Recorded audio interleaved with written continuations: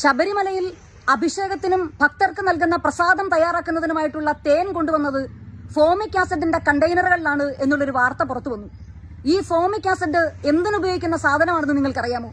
Rubber പാല് കട്ടിയാക്കി rubber sheet അടിക്കുന്നതിന് വേണ്ടി ഉപയോഗിക്കുന്ന സാധനമാണ് ഈ പറയുന്ന ഫോമിക് ആസിഡ്.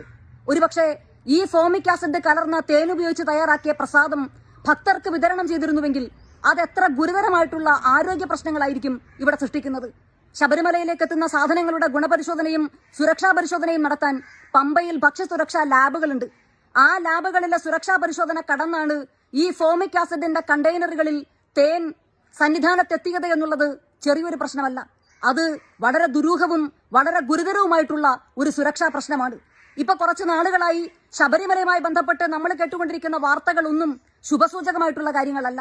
ശബരിമലയിലെ അയ്യപ്പന്റെ സ്വർണം വളരെ ആസൂത്രിതമായി കൊള്ള ചെയ്യപ്പെട്ടിരിക്കുന്നു.